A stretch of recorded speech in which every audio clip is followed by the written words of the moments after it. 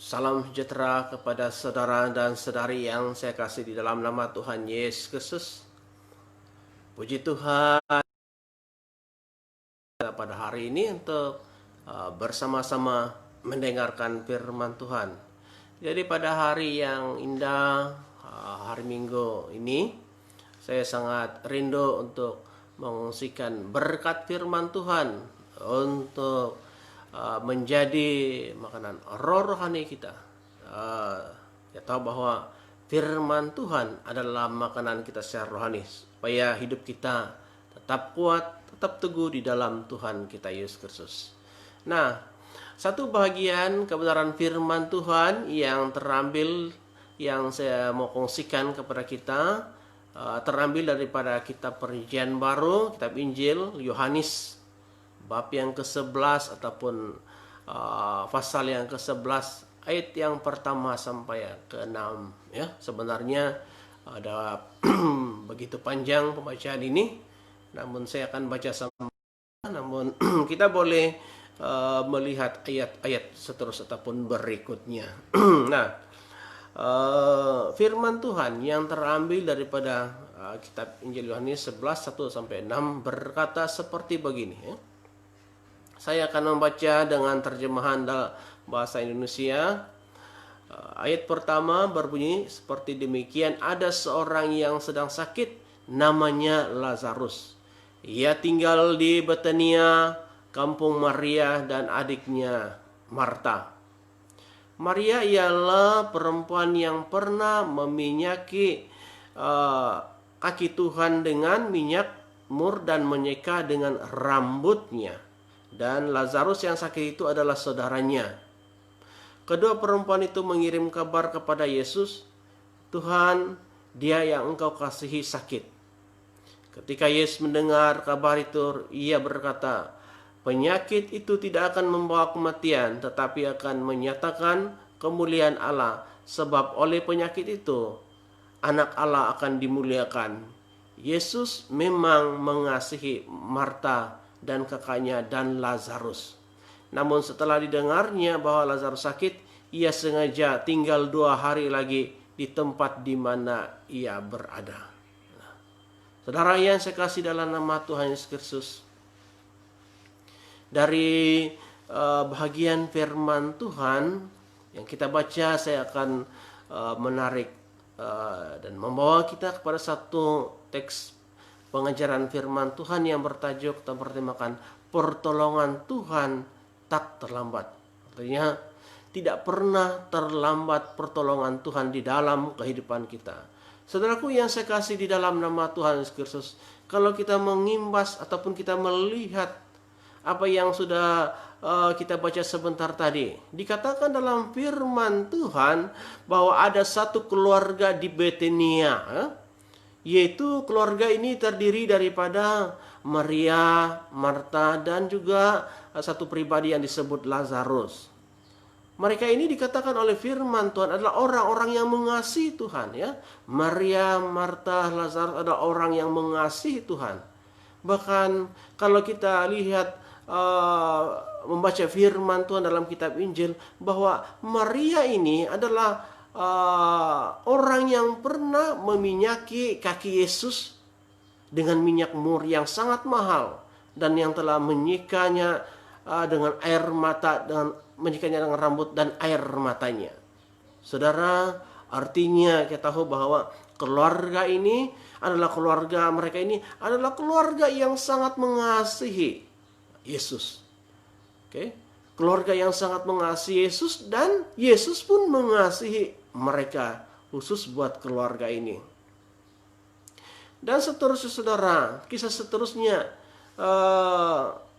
bila mana ya keluarga ini mempunyai ataupun ada masalah yang serius ya, ada program yang sangat serius. Dikatakan Lazarus dalam ayat pembacaan, Lazarus sedang sakit ya. Lazarus sakit, mengalami sakit yang sangat teruk. Lalu mereka mengabari kepada Tuhan Yesus seperti demikian. Dikatakan dalam ayat firman Tuhan, bunyinya seperti begini.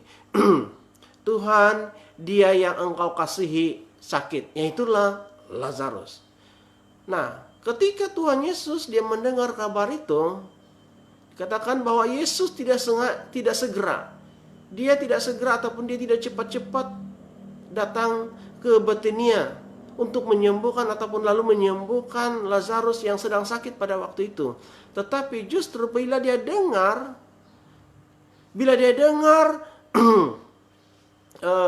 Lazarus sedang sakit, dengan sengaja kata firman, Yesus dengan sengaja tinggal 2 hari lagi di tempat di mana dia berada pada saat itu. Saudaraku, mungkin saudara sering mendengar orang berkata seperti begini. Rasanya semakin dekat dengan Tuhan, semakin saya dekat dengan Tuhan, semakin saya mengasihi, saya mau semakin memberi persembahan, semakin saya melayani. Tetapi persoalannya, mengapa makin banyak persoalan di dalam kehidupan saya? Mungkin itulah yang selalu kita dengar di dalam kehidupan ini. Nah, apalagi sekarang dunia ataupun negara kita Malaysia khususnya, negeri kita Sabah khususnya, diperhadapkan dengan gelombang virus yang sakit ataupun penyakit berjangkit yang berbahaya. Boleh merebak dengan tidak semena-mena. Dan di seluruh negeri kita Sabah pada 3 Oktober hingga ke 1 Tarik yang akan datang, di mana kita tidak beribadah, ke 1 Tarik yang akan ditentukan kelak. Jadi saudara, rasanya seolah-olah kalau kita pikirkan, seolah Tuhan ini lambat ya, seolah Tuhan lambat mendengarkan doa-doa ataupun seruan kita. Ya, kita sudah mengangkatkan, ya, kita sudah berdoa kepada Tuhan, kita sudah beribadah kepada Tuhan, tetapi sehingga mungkin ada yang bertanya, kenapa hal ini terjadi di dalam kehidupan kita? Dan selepas ini mungkin kita akan berpikir akan ekonomi kita. Mungkin ekonomi kita akan terjejas. Ya. Anak mau pergi sekolah bagaimana? Mau pergi bekerja bagaimana? Dan mungkin bertimbul di dalam hati dan minda kita, dalam pikiran kita saudara, berbagai persoalan demi persoalan. Ya. Mungkin kita akan sering mempersalahkan dia sebab ada begitu terlihat musibah yang belum ada sudahnya, hampir setahun terjadi di dunia. Dan begitu juga di dalam negeri kita Sabah. Tetapi saudaraku yang saya kasih di dalam nama Tuhan Yesus Kristus, hal inilah yang saya mau nyatakan dan ungkapkan kepada kita bahwa sama ada kita hidup dekat dengan Tuhan, sama ada kita hidup jauh dengan Tuhan, pasti ada persoalan di dalam kehidupan kita. Kita tidak pernah lari daripada persoalan-persoalan, problema dalam kehidupan kita. Namun bedanya begini, kalau kita hidup di dalam ataupun kalau kita hidup dekat dengan Yesus, Tuhan katakan begini, kamu boleh jatuh tetapi tidak sampai tergeletak. Dan itu bedanya.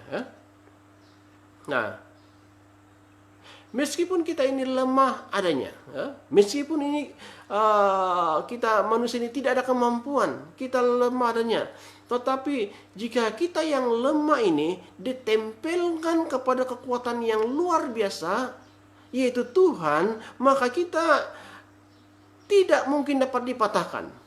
Saya harap saudara-saudari paham dengan maksud saya. Bila kita yang lemah ini ditempelkan dengan kekuatan yang luar biasa itu Tuhan kita, maka kita tidak mungkin dapat dipatahkan, tidak mungkin dapat dikalahkan. Dan kadang-kadang kita rasakan seolah-olah Tuhan membiarkan hidup kita. Seolah-olah kita rasakan Tuhan sepertinya tidak pedulikan dengan kita. Kadang-kadang ada yang berdoa begitu lama, berdoa begitu panjang, tetapi seakan-akan doanya tidak dijawab oleh Tuhan. Seolah doanya belum ada kesudahannya, sehingga dia berpikir bahwa mungkin ini bukan datangnya daripada Tuhan. Tapi saya mau katakan begini saudara, doa apapun yang saudara-saudari angkatkan, nyatakan kepada Tuhan, naikkan di hadapan Tuhan, doakan lagi, dan doakan lagi. Karena pastinya Tuhan akan menjawab sesuai masanya Tuhan. Sekali lagi saya katakan, kita akan terus berdoa, dan pasti Tuhan akan menjawab sesuai dengan masanya Tuhan. Ya, karena masanya Tuhan itu adalah masa yang tepat baginya. Maka dikatakan dalam pembacaan firman Tuhan seterusnya, saudara, berkata dalam Yohanes 11 ayat ke-14 di sana. Karena itu Yesus berkata dengan terus terang, Lazarus sudah mati. Ya. Lazarus sudah mati. Menurut kita kira-kira bagaimana kalau orang itu sudah mati? Ya. Kalau menurut perhitungan manusia, menurut perkiraan manusia, kalau dikatakan mati artinya Tuhan sudah terlambat tolong, bukankah begitu? Ya? Kalau sudah mati artinya menurut perkiraan ataupun perhitungan kira-kira manusia, Tuhan pasti sudah terlambat untuk menolong pribadi Lazarus ini. Apalagi bahkan pada saat Yesus tiba, dikatakan firman Tuhan, Lazarus bukan lagi berada di rumah, tetapi dia sudah ada di dalam kuburan. Sudah dikubur 4 hari. Sudah dikubur 4 hari. Dan dikatakan bahwa sudah membusuk ataupun berbau busuk. Ya. Tetapi waktu Yesus katakan begini, ya, Lazarus, marilah keluar. Sebelumnya mereka katakan sudah terlambat, tetapi kata Tuhan Yesus katakan, Lazarus, marilah keluar. Maka benar-benar Lazarus bangkit daripada kematian. Ya, sekali lagi saya katakan tadi bahwa menurut perkiraan manusia, kalau mati itu sudah terlambat, tetapi di hadapan Allah yang Maha Kuasa tidak ada satu yang terlambat baginya. Namun persoalannya adalah begini, kenapa? Apa sebabnya? Kenapa tampaknya Tuhan sepertinya terlambat? Kenapa tampaknya Tuhan tampaknya lambat dan kelihatannya tidak cepat dia menolong Lazarus itu? Apa tujuannya? Apa sebabnya? Tujuannya bagaimana? Tujuannya apa? Nah, tujuannya inilah yang akan kita belajar pada hari ini. Saudaraku yang saya kasihi, dan tujuannya adalah yang pertama, supaya nama Tuhan dipermuliakan. Kita akan mendapat lihat dalam ayat yang keempat. Yohanes 11 ayat yang keempat berkata seperti demikian. Ketika Yesus mendengar kabar itu, ia berkata, penyakit itu tidak akan membawa kematian, tetapi akan menyatakan kemuliaan Allah, sebab oleh penyakit itu anak Allah akan dipermuliakan, akan dimuliakan. Saudara, ketika saya melihat ayat ini, ya, sebetulnya seawalnya memang sudah Yesus tahu bahwa penyakit yang dialami oleh Lazarus tidak akan membawa kematian. Ya. Yesus sudah tahu bahwa Lazarus tidak mungkin akan mati oleh penyakit itu. Tetapi oleh penyakit itu, kata firman Tuhan, kata Tuhan Yesus, akan menyatakan kemuliaan Tuhan. Maksudnya lewat masalah yang dialami oleh Lazarus, yang mana itu akan memuliakan nama Tuhan Allah oleh sebab penyakitnya. Nah, jadi jawabnya saudara, kenapa Tuhan sepertinya terlambat? Seolah-olah Tuhan terlambat menolong Lazarus. Kenapa Tuhan seolah-olah kita rasakan lambat di dalam menolong kita? Adalah supaya kita dapat berkata kepada Tuhan, Tuhan kita adalah luar biasa daripada hidup kita. Tuhan itu lebih luar daripada masalah kita. Dia lebih besar daripada problema kita. Dia lebih besar daripada penyakit-penyakit kita. Dia lebih besar daripada apapun yang ada dalam dunia ini. Itu Tuhan kita. Sungguh luar biasa. Dan lewat daripada segala sesuatu. Meskipun itu kritikal sekalipun, saudara harus tahu bahwa Tuhan kita luar biasa. Tiada yang terlalu besar bagi Tuhan kita. Nah, ini ada satu kisah cerita bagaimana ada seorang hamba Tuhan, ya, ataupun pendeta. Pendeta ini melawat seorang temannya, juga seorang pendeta. Ketika ia datang ke rumah pendeta itu, dilihatnya sang pendeta itu dalam kemurungan ataupun dalam keadaan yang susah hati. Ketika dia bertanya, "Kenapa engkau dalam keadaan demikian?" Lalu kawannya pendeta itu berkata seperti begini. Katanya, rumah sewanya akan dijual oleh pemiliknya. Jadi dia tidak tahu di mana lagi dia akan tinggal selepas ini. Lalu jawab si temannya itu, saudara, bagaimana? Wah, puji Tuhan. Kenapa puji Tuhan? Sedangkan orang kawannya itu dalam keadaan kesusahan hati. Tetapi katanya, puji Tuhan. Kalau begitu, kalau tuan rumah itu mau jual, beli saja. Persoalannya, saudara, kawan si pendeta tadi tidak mempunyai, ataupun bukan tidak punya, kurang keuangan. Dia mau beli rumah sewa itu, tetapi apa boleh buat, dia ada kekurangan keuangan. Mau bayar sewa pun susah.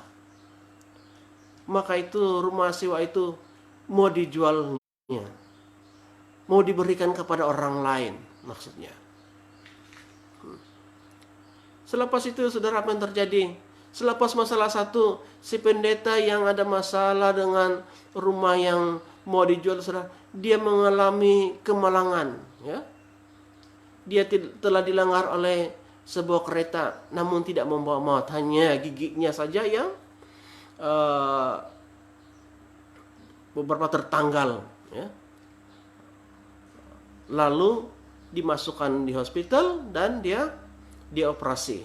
Kemudian selepas dioperasi, keadaan rupa si pendeta tadi menjadi lebih baik daripada sebelumnya, ya. Menjadi lebih tampan daripada sebelumnya. Kemudian di dalam satu pernikahan, si pendeta yang pertama datang dan melihat, wah, begitu dia ada keceriaan. Pendeta yang ada masalah tadi, ya, di hari pernikahannya dia tanya, bagaimana keadaan? Baik, katanya. Puji Tuhan. Kenapa puji Tuhan? Karena katanya sudah beli. Apa yang dia sudah beli? Rumah sewa itu yang mau dijual oleh pemilik rumah itu, saudara, sudah dibelinya. Bagaimana dia beli? Nah, pada waktu dia mengalami sakit, dia sudah dilanggar, dia berada di hospital, sedang dia terbaring menunggu sehingga sakitnya sembuh. Ada begitu jemaat, ada begitu banyak orang datang kepadanya. Dan pada waktu dia sakit di sana, dia menceritakan bagaimana masalah yang dia hadapi, ya, dengan rumahnya. Dan akhir daripada itu, begitu banyak orang yang datang dan mendengar keluhannya, mengungsikan bagaimana masalah, dan mereka menolong, memberi uang, ya, memberi uang kepada pendeta yang kemalangan itu. Dan ada sejumlah uang yang begitu banyak dikumpulkan, bukan saya dapat membiayai pengobatan, operasi daripada kemalangan, tetapi rupanya uang itu dapat membeli rumah yang mau dijual itu. Sungguh luar biasa. Seolah-olahnya Tuhan lambat, ya, sehingga pendeta itu dalam kemurungan, dalam kesusahan hati, tetapi lewat daripada sesuatu yang dialami mendatangkan kemuliaan bagi nama Tuhan. Saudara, bukan perkara begini yang kita inginkan, ya, tetapi biarlah yang terjadi semuanya sesuai dengan rencana Tuhan. Saudara, makanya Kalau kita diperhadapkan dengan persoalan demi persoalan, didatangi dengan masalah, kita harus tahu bahwa endingnya, akhirnya pasti itu Tuhan dipermuliakan. Jadi jangan kita sewenang-wenangnya menyalahkan Tuhan. Sebab kita tahu bahwa Tuhan tidak pernah terlambat dalam menolong orang yang dikasihinya. Sepertinya dalam kisah Lazarus, ya. Dalam kisah Lazarus yang sudah mati, dan saya pikir semua orang pada waktu itu, pada saat Lazarus sudah mati, semua ahli keluarga Maria, Marta pasti menyangka dan berkata, Yesus pasti sudah terlambat menolong orang dikasihinya. Ya. Mereka menyangka bahwa Yesus sudah terlambat menolong orang dikasihinya. Tetapi perhatikan ayat ketiga.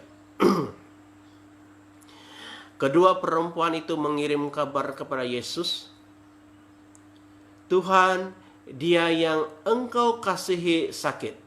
Jadi rupanya Lazarus pribadi yang dikasihi Yesus.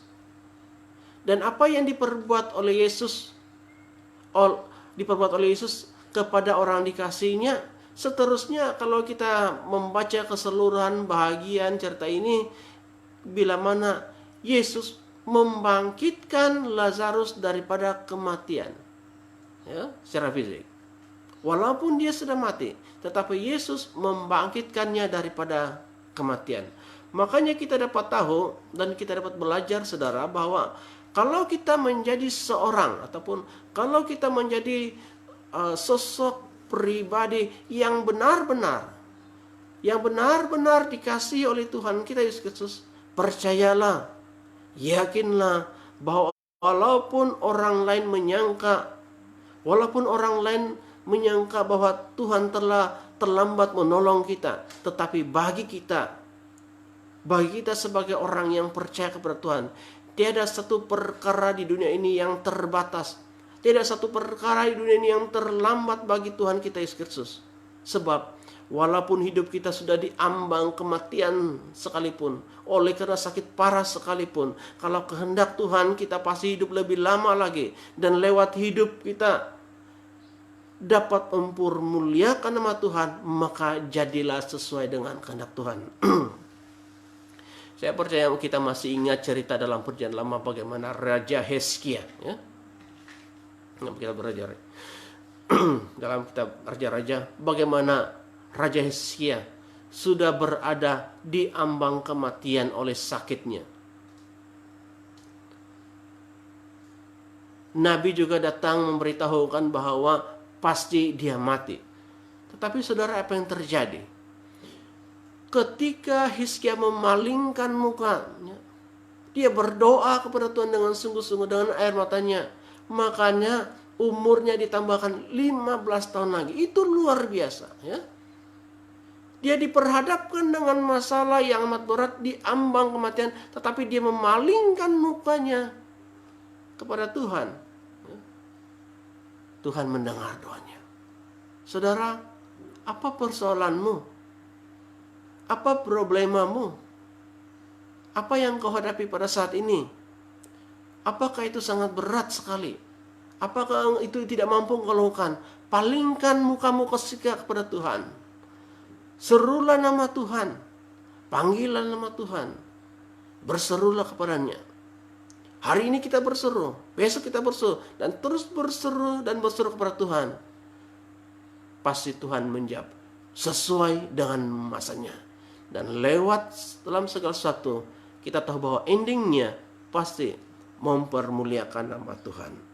Itu yang pertama. Yang kedua, kalau kita lihat kenapa seolah-olah sepertinya Tuhan ataupun lambat pertolongan Tuhan, adalah supaya kita belajar percaya. Sekali lagi, supaya kita belajar percaya. Dalam Yohanes 11 ayat 15 berkata seperti begini. Tetapi syukurlah aku tidak hadir pada waktu itu, Sebab demikian lebih baik bagimu supaya kamu dapat belajar percaya. Marilah kita pergi sekarang kepadanya. Supaya kamu dapat percaya, kata Tuhan Yesus. Ya. Nah, rupanya percaya itu harus belajar. Ya. Saya dan saudara harus belajar untuk mempercayai Tuhan. Mempercayai janji Tuhan. Karena janji Tuhan itu adalah janji-janji yang benar-benar, yakin, sungguh-sungguh, dia pasti boleh, dia pasti sanggup. Kita harus belajar untuk mempercayai.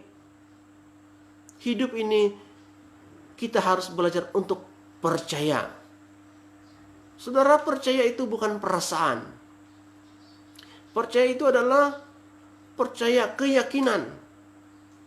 Tetapi yang menjadi persoalannya adalah percaya itu sepertinya apa? Nah, dalam kitab Injil ada 3 jenis percaya dalam kitab Injil.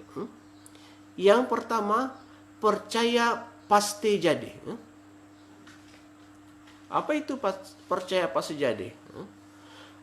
Percaya pasti jadi, kalau kita lihat dalam Matius 8 ayat 13, dikatakan dalam firman Tuhan, ada seorang perwira datang memohon kepada Tuhan Yesus untuk menyembuhkan seorang hambanya yang sedang sakit teruk. Tetapi waktu Yesus sudah mau pergi, mau menyembuhkan hambanya, perwira itu, saudara, si perwira berkata, seperti begini. Dalam ayat 13, Tuhan, aku tidak layak menerima Tuhan di dalam rumahku. Katakan saja sepatah kata, maka hambaku itu akan sembuh. Luar biasa perkataan ini. Saudaraku, Yesus sendiri terheran dengan iman, dengan kepercayaan yang ada pada perwira tersebut, ya. Dan makanya Yesus berkata kepada perwira itu, pulanglah dan jadilah kepadamu seperti yang kamu percaya. Seperti yang kamu percaya, itulah yang akan jadi. Seperti yang menjadi keinginan, yang keyakinan kita, itulah yang akan terjadi. Dan seterusnya apa yang terjadi, saudara? Hambanya sang perwira itu telah sembuh total. Ya. Inilah namanya yang dikatakan percaya pasti jadi. Makanya jadilah seperti yang kamu percaya, yang kita percaya. Yang kedua, percaya yang kedua adalah percaya seolah-olah sudah terima. Ya.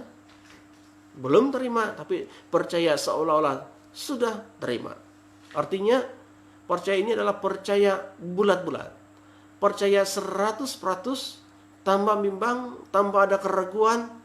Percaya mutlak bahwa Yesus pasti dapat menolong. Ya. Yesus katakan, kalau kita lihat dalam Matius 17:20, kata Tuhan Yesus, kalau kamu punya iman sebesar biji sesawi, apapun yang kamu inginkan pasti terjadi. Itu dalam Matius 17 ayat 20, saudara.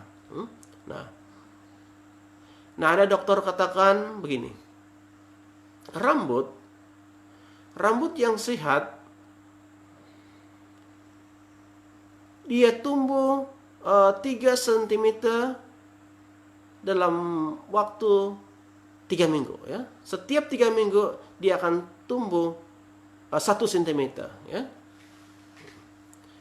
Rambut yang sehat akan tumbuh 1 cm setiap 3 minggu. Itu menurut analisa seorang dokter. Tetapi kita perlu tahu, saudara, bahwa Tuhan yang membuat rambut kita tumbuh. Dokter hanya menganalisa saja. Ya. Jadi artinya, maksudnya Tuhan yang menyembuhkan sakit penyakit. Tuhan memberikan kekuatan. Tuhan yang memberi kita pemulihan. Tuhan yang memberikan kita kesembuhan. Tetapi dokter hanya mampu membuat diagnosis saja. Ya.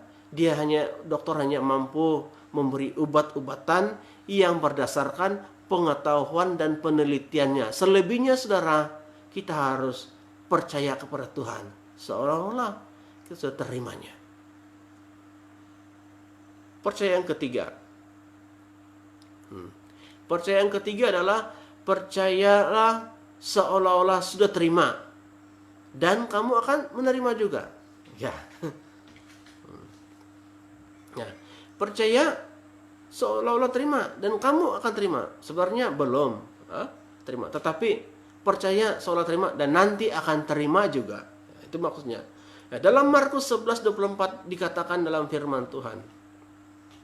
Dikatakan ayat tersebut berbunyi, percayalah bahwa kamu telah menerimanya, maka hal itu akan diberikan kepadamu. Nah itulah, percaya sudah terima dan kamu akan terima juga. Itulah yang jelas dalam firman Tuhan. Saudaraku, kalau bagi orang Kristen, bagi orang Kristen di dunia, boleh saja seorang Kristen itu menjadi seorang pintar, boleh saja dia menjadi seorang yang jenius, dan bila dia menjadi seorang yang jenius dan pintar, pasti dia akan menjadi berkat, ya. Dia akan menjadi berkat bagi dunia ini. Tetapi saya mau katakan begini, iman dan percaya kita harus berada di tingkatannya di atas pintar. Iman itu harus berada di tingkat atasnya pintar. Artinya pintar itu kemudian. Iman percaya itu harus berada di tempat yang terutama. Sebab kalau kita mengandalkan kepintaran saja, kalau kita mengandalkan kebijakan saja, kepandaian saja, maka akan terjadi begini. Sebagai contoh, kalau orang pintar dia menghitung begini, 7 tambah 7 sama juga dengan 14. 7 tambah 7 sama dengan 14. Itu menurut kira-kira orang pintar ataupun orang bijak. Tetapi bagi orang yang mengandalkan percaya, lain. Bagi orang yang mengandalkan percaya, begini. Kira-kiranya begini, 5 tambah 2 dibagi lagi dengan 5.000, sisanya 12 bakul. Beda kan? Luar biasa. Itu percaya. Nah itulah bedanya bagi orang pintar dan orang percaya. Bagi orang-orang yang pintar, biasanya dia mengandalkan gaji bulanannya. Nah itu orang pintar. Sukacitanya bagi orang yang pintar mungkin daripada tarik tanggal 1 hari bulan sampai 20 hari bulan, itu setengah sukacitanya. Dia mengandalkan gajinya. Tetapi kemudian daripada 21 hari bulan sampai 30, dia bingung. Dia kekurangan. Bagaimana ini? Dan orang-orang yang mengandalkan kepintaran seperti ini, kalau di tanggal-tanggal seperti 21 sampai 30, dia sudah menutup pintu berkatnya kepada sekitarnya, kepada orang. Kalau orang lain datang meminta pertolongan, dia sudah menutup pintu berkatnya. Maka saudara, jangan hidup bergantung pada gaji. Tetapi tergantunglah pada iman percaya kita. Saudara, saya sendiri mengalami ini di dalam kehidupan, dalam pelayanan. Saya sudah belajar banyak dan mengandalkan Tuhan di dalam kehidupan ini. Dan kalau saya percaya, kalau saya mengandalkan dengan kepintaran manusiawi, makanya pasti sudah lama saya meninggalkan pelayanan Tuhan. Tapi syukur kepada Tuhan karena hidup, karena percaya, yakin akan pertolongan Tuhan. Baru-baru ini saya mau kongsikan satu kesaksian bagaimana sebenarnya sudah lama saya mengalami ataupun sudah lama saya memerlukan membutuhkan uang untuk biaya untuk membeli sebuah laptop yang baru. Bukan tidak ada keuangan, tetapi ada kekurangan. Nah, saya sudah berdoa kepada Tuhan, tetapi bagaimana? bagaimana untuk mendapatkan sebuah laptop yang baru. Ya. Lalu pada dipendekkan cerita, ya, sebenarnya saya masih ada laptop yang lama, tapi dia terkedip-kedip dan terkedip-kedip. Saya sudah pergi ke kedai laptop untuk baiki repair, tapi hal yang sama masih berlaku dan membuat ataupun semakin banyak keuangan diguna, tetapi masalah kembali berulang. Lalu apa yang saya perbuat? Ya, berdoa kepada Tuhan. Dan puji Tuhan, saudara, pada minggu yang lepas, ya, saya telah mendapat bantuan, ya, dana daripada gereja yang berada di Semarang, khususnya berada di gereja Emmanuel Johor, ya, melalui pribadi seorang guru yaitu Cigo Kota Majelis Gereja itu Go Kimoy dan telah membantu saya. Dan selain daripada itu, pribadi-pribadi yang lain saya tidak tahu siapa yang telah membantu saya, ya. Mereka telah mengirimkan sejumlah uang, ya, yang mana saya mampu untuk membeli sebuah laptop yang baru, dan inilah yang berada di hadapan saya dan saya gunakan pada saat ini. Jadi apa yang saya harus lakukan?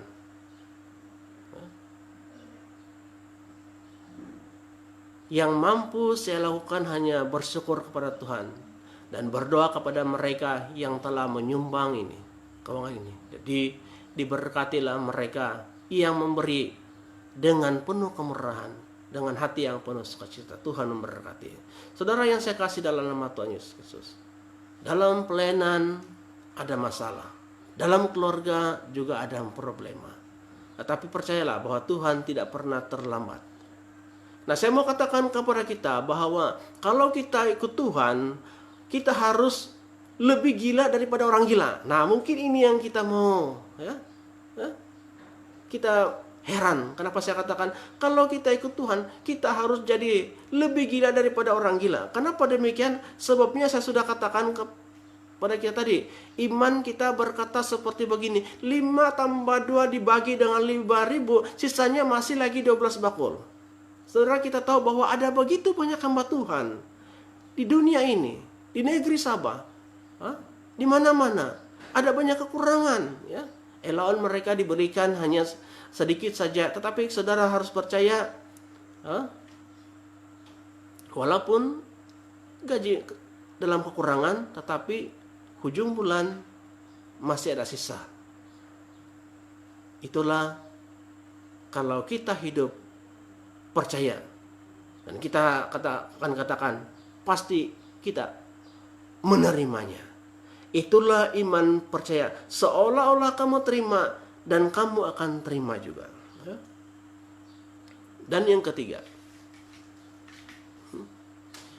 kenapa kelihatan seolah-olah lambat pertolongan Tuhan adalah supaya karakter kita terbentuk seperti Maria. Tuhan mau membentuk karakter kita seperti Maria. Saudara, itulah kerinduan Tuhan. Kalau kita lihat dalam Yohanes 11, ya. Yohanes 11 ayat ke-20 dan ayat ke-21 di sana. Ketika Marta mendengar bahwa Yesus datang, ia pergi mendapatkannya. Tetapi Maria tinggal di rumah, ya. Sekali lagi, ketika Marta mendengar bahwa Yesus datang, dia pergi mendapatkannya. Nah, ini Marta. Kemudian, tetapi Maria tinggal di rumah. Maka kata Marta kepada Yesus, Tuhan, sekiranya engkau ada di sini, saudaraku pasti mati. Itu kata Marta. Ketika Yesus datang, Marta yang kita tahu bahwa tipnya selalu sibuk, ya, responnya saudara agak lain. Dia lari kepada Tuhan dan berkata, Tuhan, sekiranya engkau ada di sini, saudaraku pasti tidak mati. Tapi saat itu saudara, Maria tetap tinggal di rumah. Ya, ini bedanya orang yang suka berdoa dengan yang tidak. Ya. Orang yang suka doa, dia tetap tenang walaupun berada dalam kesusahan, kesedihan. Lalu ayat dilanjutkan, ya. Yohanes 11, 32 dan 33. Setibanya Maria di tempat Yesus berada dan melihat dia, tersungkurlah ia. Nah ini, tersungkurlah ia di depan kakinya dan berkata kepadanya, Tuhan, sekiranya engkau ada di sini, saudaraku pasti tidak mati. Ketika Yesus melihat Maria menangis dan juga orang-orang Yahudi yang datang bersama dia, maka masgullah hatinya, ia sangat terharu dan berkata, itulah yang kita dapat lihat dalam firman Tuhan. Nah, walaupun Maria dalam kesedihan, kehilangan Lazarus, namun Maria ada ketenangan, ya. Dia ada kekuatan untuk datang menyembah, datang kepada Tuhan Yesus, datang menyembahnya. Dia menghampiri Yesus bersama dengan orang-orang Yahudi yang lainnya. Seolah-olah ketika Maria datang, dia sedang memandang Yesus seperti seorang lemah memandang orang yang kuat yang berada di hadapannya. Seperti orang yang punya persoalan melihat pertolongan yang ada di hadapannya. Dia tersungkur di hadapan kakinya Tuhan Yesus dan mengatakan hal yang sama. Dalam keadaan tersungkur dia katakan, Tuhan, sekiranya engkau di sini, saudaraku pasti tidak mati. Nah, karena ungkapan dan karena Maria inilah makanya tangan Tuhan terulur. Saudara, karena Maria inilah makanya tangan Tuhan terulur sehingga Lazarus pun dibangkitkannya. Jadi di sini kita dapat belajar, saudara, bahwa Tuhan tidak mau kita jadi anak yang karakternya. Tuhan mau kita jadi anak Tuhan yang memiliki karakter yang mantap dan siap diberkati oleh Tuhan. Kalau kita masih terbentur dengan masalah dan hidup kita selalu bersungut-sungut, itu tandanya kita masih belum dewasa secara rohani. Ya. Saudaraku, kadang-kadang persoalan dalam kehidupan kita ini boleh menjadi alat uji untuk mempersiapkan kita untuk menerima tanggung jawab yang lebih besar di dalam kehidupan kita yang kita tidak tahu. Kalau berkat itu sudah disediakan, lalu kita terbentur dengan begitu banyak persoalan, lalu kita marah-marah, itu sama saja dengan kata kita mundur lagi. Tapi kalau kita hidup penuh dengan sukacita, ya, ada ketenangan, kita penuh sukacita di hadapan Tuhan. Meskipun kita diperhadapkan dengan berbagai persoalan, masalah dalam kehidupan kita, percayalah bahwa kita akan segera dan cepat mencapai berkatnya Tuhan. Saudara-saudari yang saya kasih dalam nama Tuhan Yesus Kristus, pada saat ini seperti yang saya ungkapkan pada awalnya tadi, sekali lagi kita diperhadapkan dengan masalah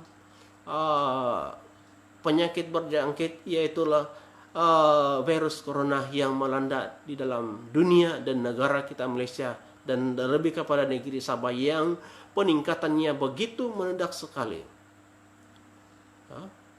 Kita tahu bahwa tangan manusia ini apalah adanya. Tangan para dokter, para jururawat yang bekerja di bidang perubatan sebenarnya lemah adanya. Makanya kita butuh pertolongan. Kita mau pertolongan. Kita perlu ada satu tangan yang kuat. Kita perlu ada tangan yang kuat untuk membantu kita, untuk menyelamatkan kita, untuk membebaskan kita, untuk memulihkan kita secara total. Dan siapa lagi yang dapat kita harapkan, saudara-saudariku, selain kita belajar daripada sikap Maria yang tersungkur di hadapan Tuhan. maka itu miliki. Saudara, dari firman Tuhan, Tuhan mau supaya karakter kita terbentuk, punya karakter seperti Maria. Ya. Maka itu miliki sikap karakter seperti Maria. Kita perlu datang kepada Tuhan. Kita perlu datang menyembah Tuhan. Kita perlu datang dan tersungkur di hadapan Tuhan dengan kerendahan hati. Kita mohon agar Tuhan campur tangan Tuhan kepada petugas-petugas, kepada para dokter-dokter jururawat. Di samping itu kita mengharapkan jemaat Tuhan lewat obat-obatan agar dapat menyembuhkan para pesakit, baik yang ada di rumah sakit, baik yang sedang di kuarantin sana, supaya mereka sembuh, supaya hidup kita normal kembali seperti biasa. Supayanya nantinya saudara kita dapat menjalankan aktivitas setiap hari dengan baik, dan ekonomi keluarga kita, negara kita Malaysia dipulihkan. Inilah doa kita. Inilah doa dan permohonan kita yang harus kita panjatkan, yang harus kita bawakan kepada Tuhan, ya, kita Yesus Kristus. Saudara, yakinlah dan percayalah bahwa pertolongan Tuhan Allah kita tidak pernah terlambat. Itulah yang dapat kita lihat firman Tuhan. Jadi saudara-saudariku yang saya kasih Tuhan Yesus Kristus, sekali lagi kita akui bahwa manusiawi kita lemah, memang kita lemah, tetapi kalau yang lemah ini ditempelkan pada satu kekuatan yang kuat dalam Tuhan, pasti boleh melakukan sesuatu, ya. Jadi apa yang kita perlu dengan negara negeri kita Sabah, kita serahkan semuanya kepada Tuhan. Saudara, yakinlah bahwa Tuhan tidak pernah terlambat di dalam menolong kita masalah-masalah kita hadapi. Jadi inilah firman Tuhan yang menjadi makanan rohani agar kita hidup terus sesuai dengan kehendaknya. Selamat pagi dan puji Tuhan.